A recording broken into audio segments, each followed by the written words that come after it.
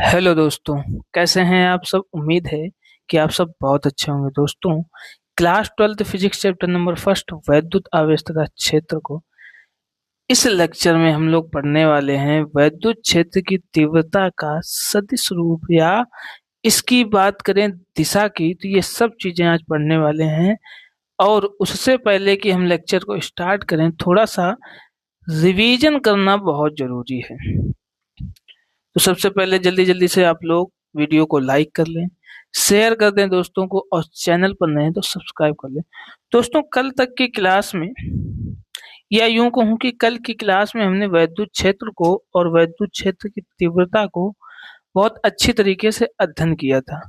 Revision के तौर पर मैं आपको बताना चाहता हूं, अगर हमारे पास कोई आवेश Q है और इस Q का प्रभाव जहां तक होगा, वो सारा का सारा इसका क्या होगा, क्षेत्र होगा। और इसी क्षेत्र को हम कहते हैं वैद्युत क्षेत्र। इसके प्रभाव का मतलब है किसी दूसरे आवेश पर ये जहां तक बल लगाएगा, वो इसका क्षेत्र होगा। और ये सारा का सारा क्षेत्र वैद्युत क्षेत्र कहलाएगा। ये चीज हमने कल की क्लास में अच्छे से अध्ययन की थी।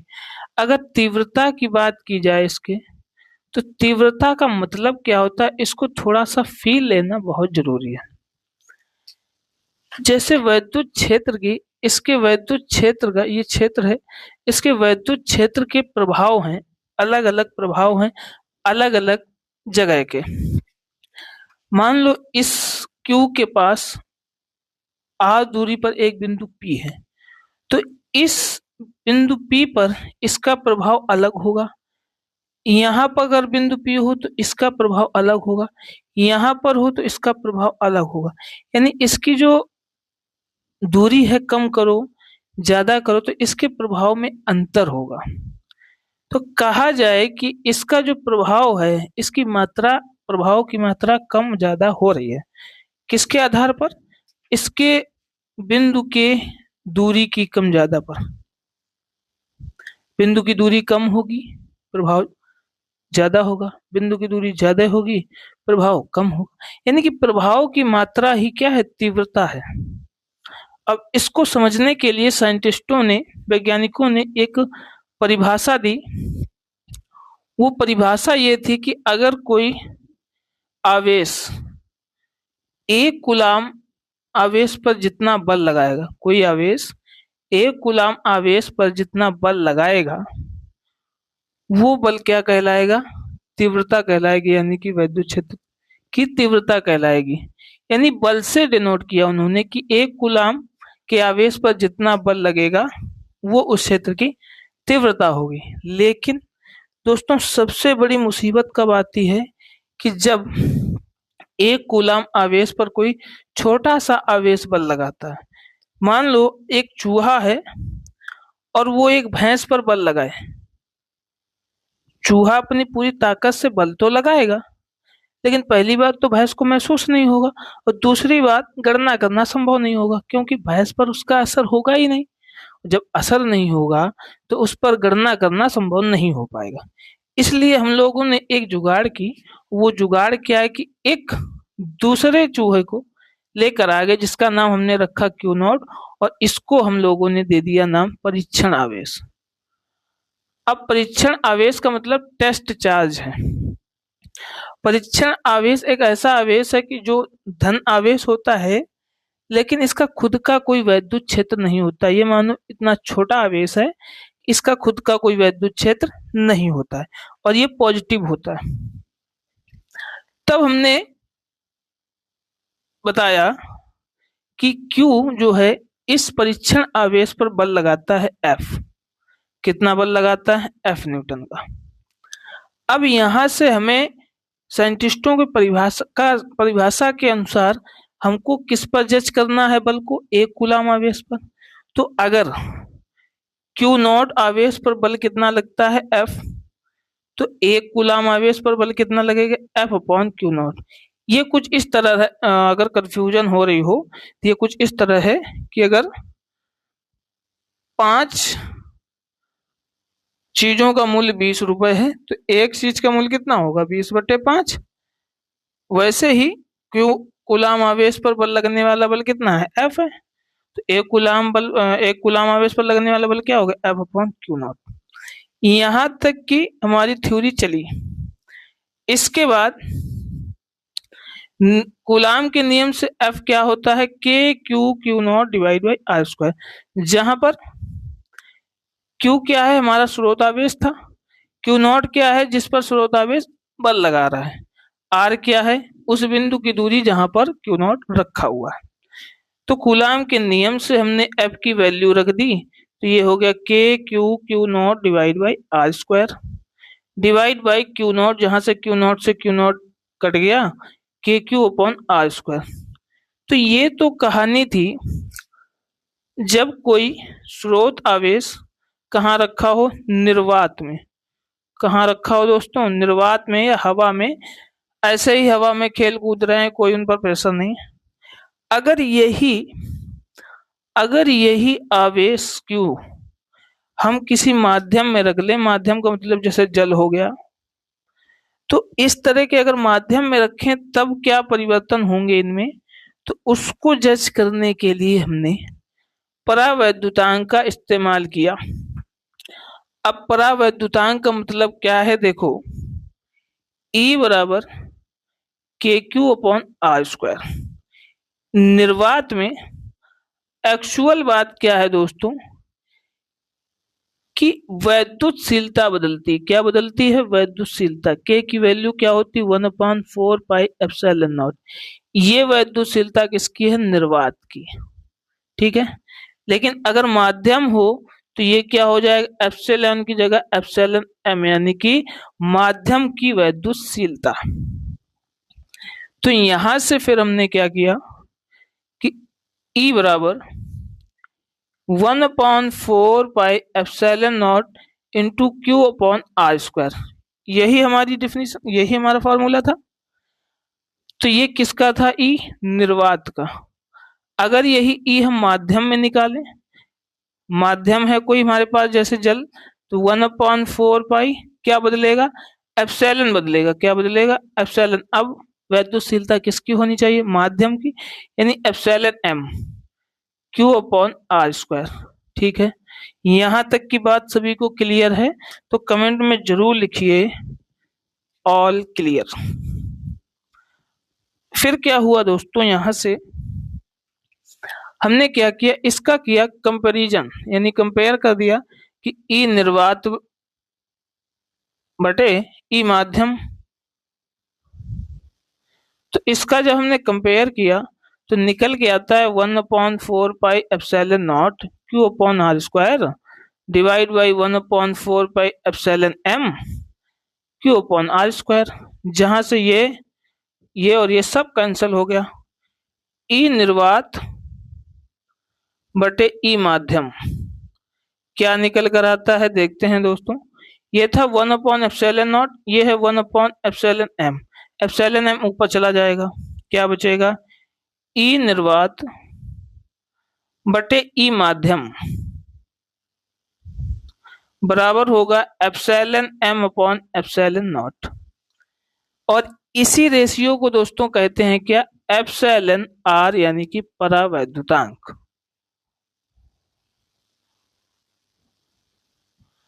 परावैद्युतांक। अब हमारा मेन मोटिव क्या था? ई को माध्यम में निकालना। तो ई जब माध्यम में निकालेंगे तो क्या निकल कर आता है दोस्तों? जो ई निर्वात में होगा उसके बटे ई आर, यानी कि परावैद्युतांक। तो ये कहानी थी दोस्तों हमारे ई की, यानी कि वैद्युत क्षेत्र की, वैद्युत क्षेत्र की तीव्रता के फार्मूले की, और वैद्युत क्षेत्र की तीव्रता कैसे निकालते हैं, ये सारी कहानी यहाँ की थी। अगर हम इसके बात करें मात्रक की, तो मात्रक E बराबर क्या है? F/Q0। बहुत आसानी से इसका मात्रक निकाल सकते हो। F किस में? न्यूटन में। Q किस में? कूलाम में। यानी न्यूटन पर कूलाम ये किसका है? SI मात्रक। यहां तक की कहानी का प्रोसेस हम लोगों ने कल डिस्कस कर लिया था। आज थोड़ा थोड़ा रिवीजन करा दिया ताकि जो भूली हुई चीजें हैं सारी याद हो जाएं। आज का मेन टॉपिक है वैद्युत क्षेत्र का सदिश रूप यानी कि दिशा की बात होने वाली है। तो हेडिंग लगाएंगे वैद्युत क्षेत्र का सदिश रूप। अब जैसे वैद्युत क्षेत्र E इज इक्वल टू कितना होता है F अपॉन क्यू नॉट, तो इसका सदिश रूप लिखेंगे तो किस तरह लिखेंगे, vector E is equal to vector F upon q naught, क्योंकि F भी सदिश है और E भी सदिश है। अब इसकी करते हैं दिशा की बात, वैद्युत क्षेत्र की दिशा।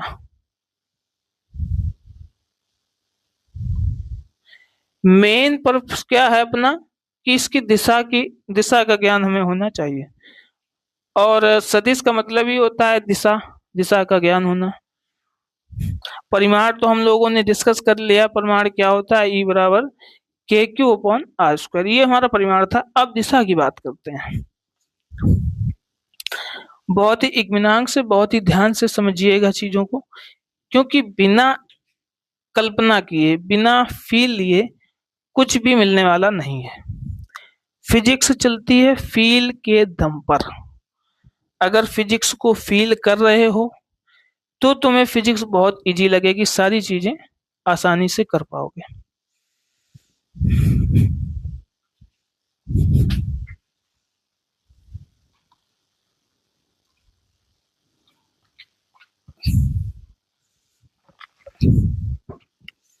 वैद्युत क्षेत्र की दिशा के लिए अब समझना यहाँ पर दोस्तों, थोड़ा सा फील लेना इस टॉपिक का।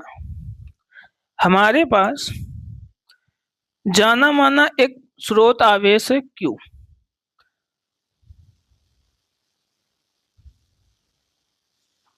स्रोत आवेश है Q, और इसका एक वैद्युत क्षेत्र है, ठीक है। लेकिन इसके वैद्युत क्षेत्र के अंदर हम एक टेस्ट चार्ज यानी Q नॉट को लेके आते हैं। किसको लेकर आते हैं, Q नॉट को।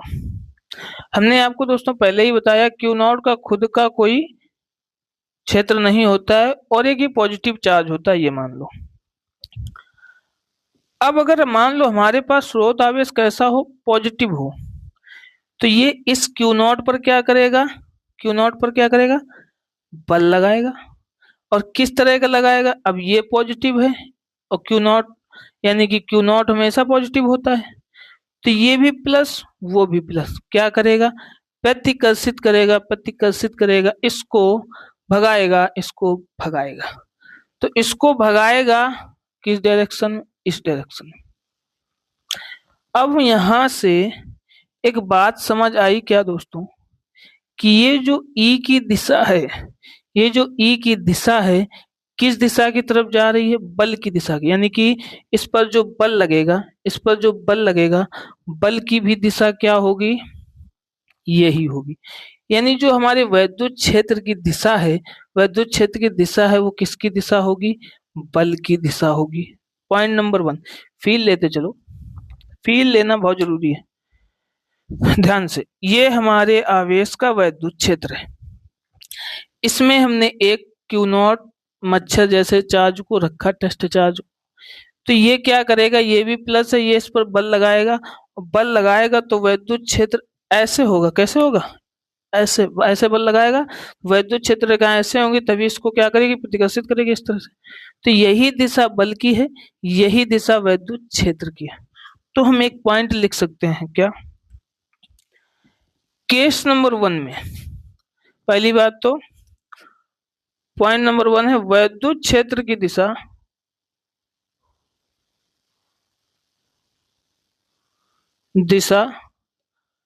बल की दिशा होगी, बल की दिशा होगी। अच्छा, यहां से एक बात आप लोगों को समझ में आ गई। पॉइंट नंबर 2 क्या है, पॉइंट नंबर 2 में है 2 केस। केस नंबर 1, जब हमारा स्रोत आवेश कैसा है, स्रोत आवेश कैसा है, धनात्मक है, जब धनावेश हो तब। अब धनावेश होगा, तो जब धनावेश होगा तो इसकी दिशा क्या होगी, इसकी दिशा क्या होगी, इसकी दिशा होगी क्यू से दूर, क्यू से दूर, क्यू से दूर। कैसे जा रही विद्युत क्षेत्र, विद्युत क्षेत्र कैसा है, ऐसे जा रहा है, यानी कि क्यू को ऐसे धक्का मार रहा है, बल ऐसे लगा रहा है। यानी जब धनात्मक होगा, धन आवेश होगा, तो दिशा क्या होगी, क्यू से दूर, क्या होगी, क्यू से दूर। जब धनावेश होगा तब आवेश क्यू से दूर। अब आते हैं केस नंबर 2 में। केस नंबर 2 में क्या है, केस नंबर 2 को समझते। अब हमारे पास ये प्लस नहीं है, अब हमारे पास है माइनस आवेश। कैसा है आवेश, माइनस। अब इतिहास इस बात का गवाह है कि जब प्लस और माइनस मिलते हैं तो क्या करते हैं, आकर्षित करते हैं एक दूसरे को, उनमें आकर्षण होता है, एक दूसरे के पास आते हैं। दुनिया की हर वो चीज जो माइनस और प्लस है, यानी कि विपरीत, वो एक दूसरे को आकर्षित करती है। क्या करती है, एक दूसरे को आकर्षित। ऐसे ही आवेशों में होता है कि जब माइनस आवेश प्लस आवेश मिलते हैं तो एक दूसरे को आकर्षित करते हैं। आकर्षित करेंगे ऐसे, कैसे, ऐसे आएगा। यानी वैद्युत क्षेत्र कहाँ आ रहा है, इधर से कहीं से आ रहा है, और किसकी तरफ आ रहा है, माइनस क्यू की तरफ। किसकी तरफ आ रहा है, माइनस क्यू की तरफ। यानी वैद्युत क्षेत्र की दिशा क्या होगी, ये होगी। तो केस नंबर 2 में जब ऋणावेश हो, क्या हो, ऋणावेश,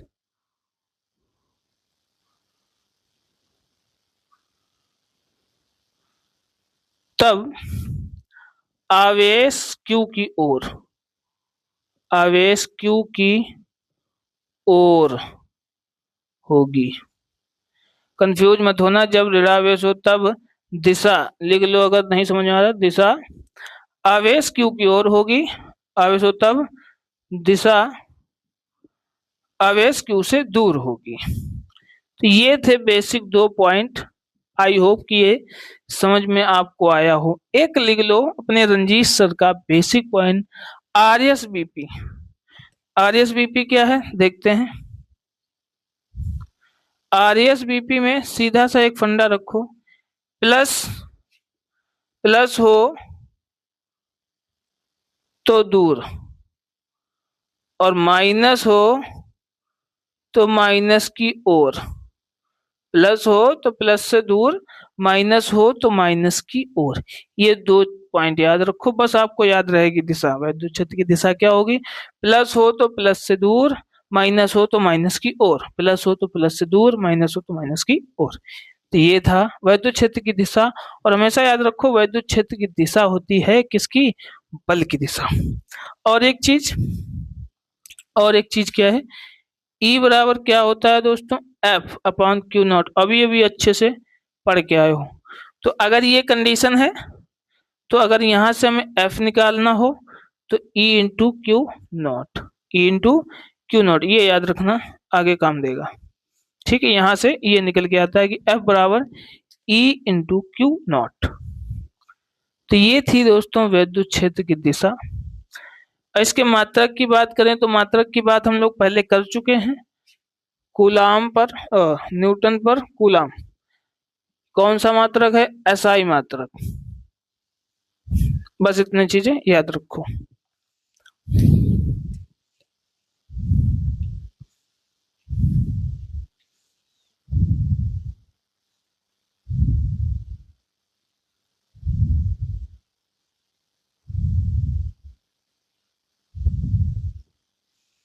यहाँ तक किसी को कोई दिक्कत हो रही है, कोई परेशानी आ रही हो तो हमें बता सकते हो।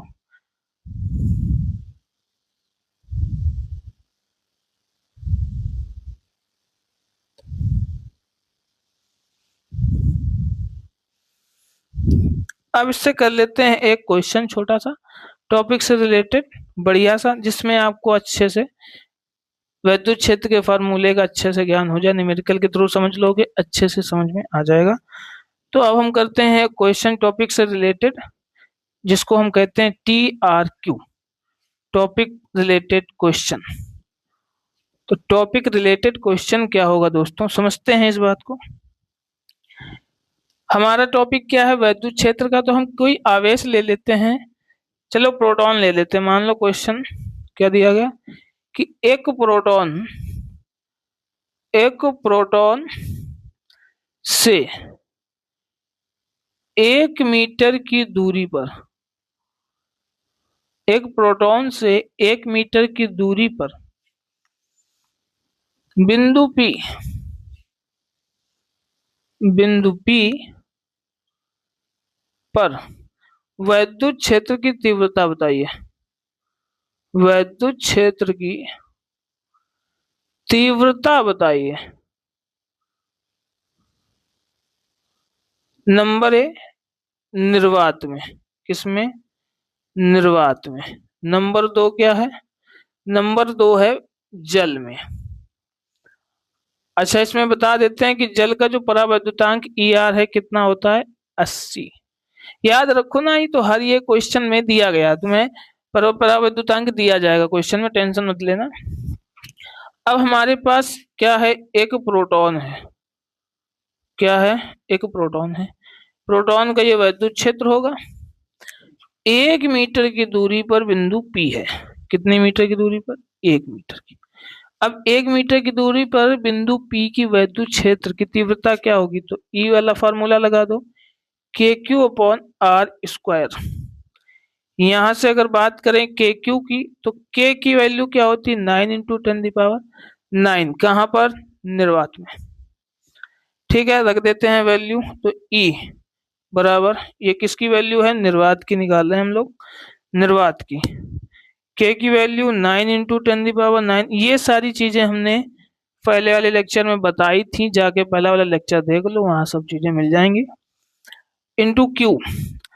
और प्रोटॉन का आवेश किसके बराबर होता है, इलेक्ट्रॉन के आवेश के बराबर होता है, लेकिन ये पॉजिटिव होता है, वो नेगेटिव। तो क्या होता है, 1.6 × 10⁻19। ये चीजें तो आप लोगों को अब रट जानी चाहिए। डिवाइड बाई 1 का स्क्वायर, फिर से 16 9 या 144 यानी कि 14.4 मल्टीप्लाई बाई 10 की पावर -19, 10 की पावर +9, दोनों जुड़ जाएंगी यानी कि घट जाएंगी।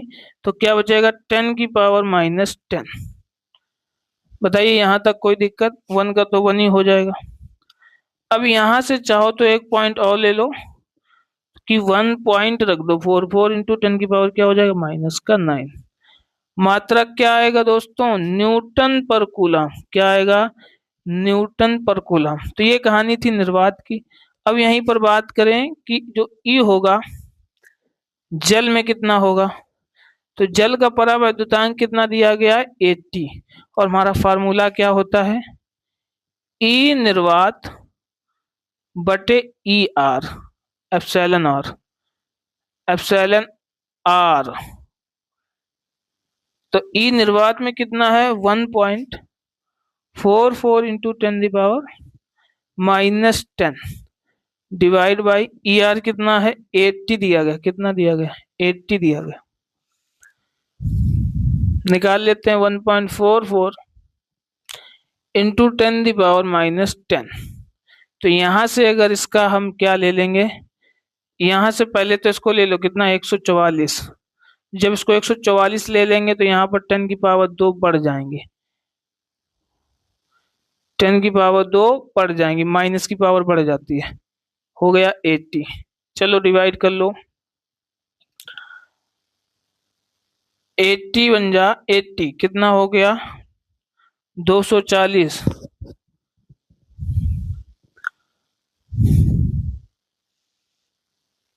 80 20 24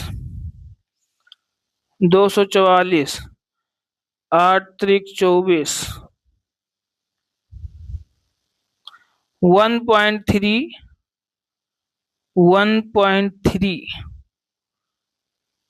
440 400 135 मान लो 1.35 इंटू 10⁻⁻12 न्यूटन पर कूलम। इस तरह से इसकी वैल्यू होगी।